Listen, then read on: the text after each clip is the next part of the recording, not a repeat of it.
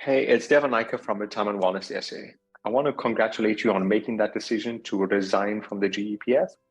And if by chance you're watching this video and you've not made that choice to retire or resign, then I want to encourage you to join the Retire vs. Resign Masterclass, in which I will help you to decide which route is better for you, whether it is retirement or resignation.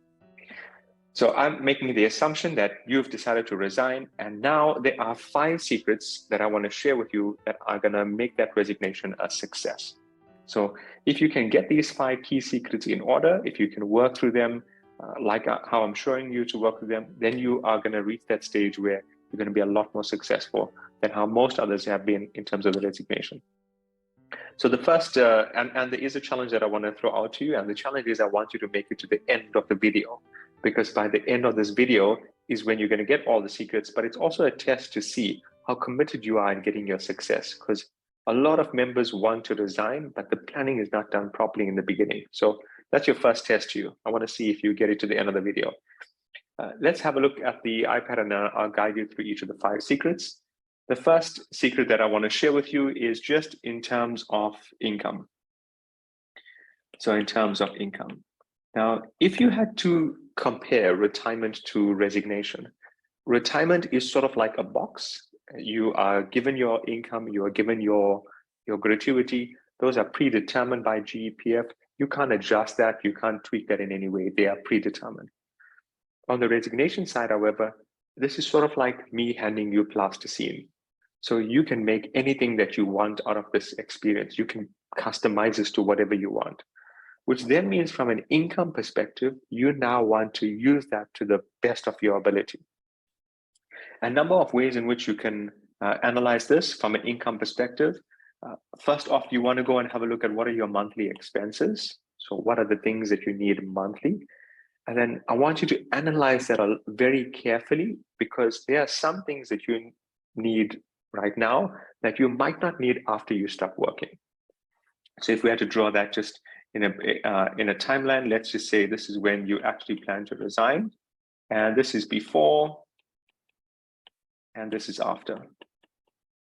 So there are some expenses that you have right now that might not be needed at that in the future. And I'm going to use an example with something basic, let's say a life cover, and we'll more specifically a disability benefit. So perhaps when you started off that policy, this was naturally before resignation. And at that point in time, your need for disability might have been high.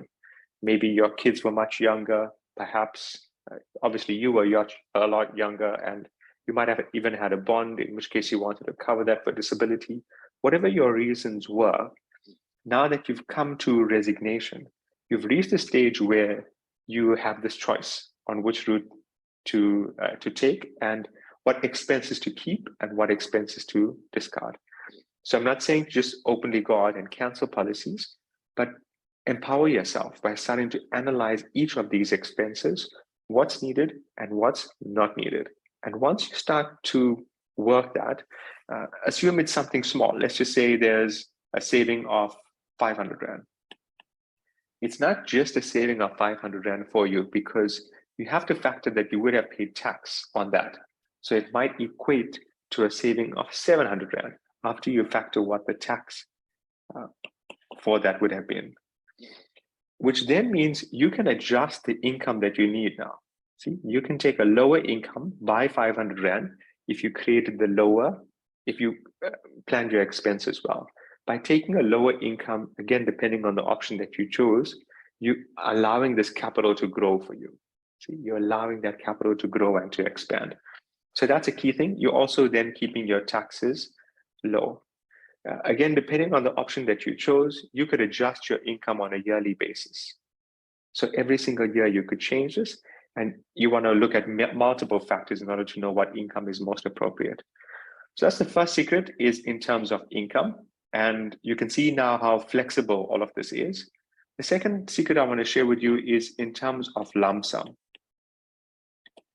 Now, the lump sum that you are receiving can be up to 1/3. Can be up to 1/3 of that resignation benefit that you are getting. So if this is your pool of the resignation benefit, you can access 1/3 of this. But notice I'm saying the words up to, meaning it doesn't necessarily have to be 1/3. It could be less.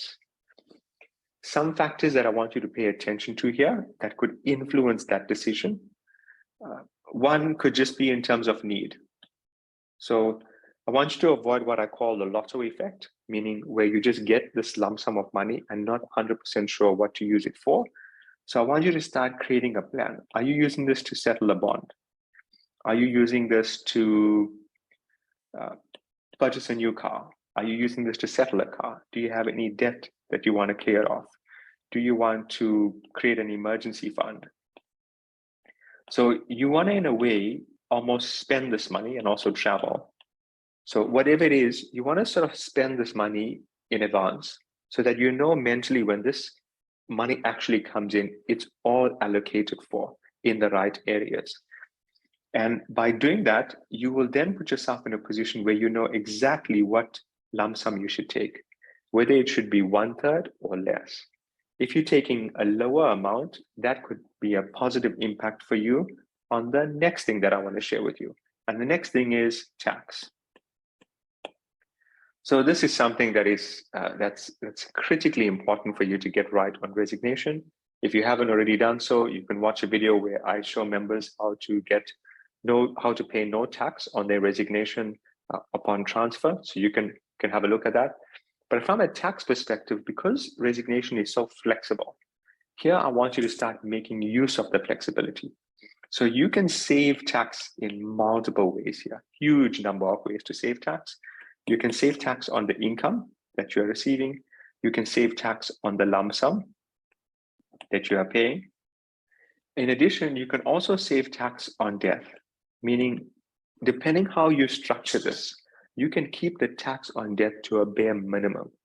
And by doing that, you're just ensuring that the finance that you have is being sustained for a longer period, which again leads me to my next point that I want to share with you. And that is in terms of legacy.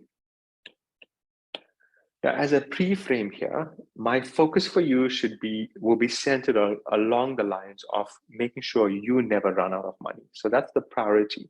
You want to make sure you never run out of money. And if that goal is achieved, if you never run out of money, it means you are going to have some money left behind when you're not around. Now, the next step is you want to make sure that from a legacy perspective, that money is then passed on to your spouse or your kids or grandkids, the people that you love and care for, the ones that you want to benefit from this, without chunks of this getting lost to SARS from a tax perspective. Now, you will be paying some tax at the time that you pass away. Everybody pays. Things that come up are capital gains tax. You could have what's called estate duty and other expenses that come up, meaning executive fees. And just other costs that come up on death. Now, that can eat away from what you want to leave behind for your family. By making sure you're getting this legacy planning done in advance, see, well before you get to that time that you actually are resigning, you can then start to plan carefully around these elements to make sure that you're able to keep them to an absolute minimum. So the planning that you are doing here is going to be critically important, which brings me to the last point that I want to share with you. And perhaps this is one of the most important things that you want to focus on when you are considering the resignation especially, and this is right specialist. You need someone who is going to, in a way, hold your hand and guide you through the process. What's the process? That process is determining what's the correct income that you should choose. There are 5 different ways to choose that income. You need someone who's going to guide you on those 5 options and then choose the one that is most appropriate to you. Then you want someone who's going to help you with the lump sum. So how do you get to that lump sum? And making sure that all possible angles have been covered there, because once you take it out, you can't go back and adjust it. So it's a decision that gets cast in stone, sort of like retirement. You can't change it once you choose to retire. Then, very importantly, you want someone who's going to guide you on the tax planning. And that tax planning, again, must be done in advance. You can't save tax on the day that you are resigning. can only save tax by making sure you're planning well ahead of time. So at that point in time, the planning just then takes effect, see, because you've done this in advance. You want someone who's going to ensure that your legacy continues. So first and foremost, remember what I said. You want them to ensure that you never run out of money. And once this is achieved, once you are in a position where you're never going to run out of money, it means you definitely will be leaving a legacy. So part of that legacy means you want to make sure we're keeping the cost to an absolute minimum. So the right specialist here is going to guide you along the way. And last tip that I want to share with you, which is along the lines of the right specialist, is if this person does the work properly, the benefit is it pays for itself. Meaning whatever the costs are, whatever this cost come to, it will pay for itself in terms of the savings generated through the income, the savings generated through the lump sum, through tax, legacy. I've seen this with clients where they are in a position where their capital is more after resignation than before resignation, even though they're receiving an income.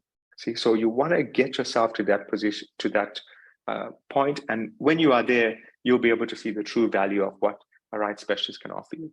Now, I want to hear from you, which of these 5 secrets you found most appealing? Is there a particular order that you're going to work with them? And I'd love to hear from you, so please post a comment below. If you've not already done so, please click subscribe so that you get to watch these videos as soon as we put them out. And remember to give me a thumbs up if you found me helpful in your journey.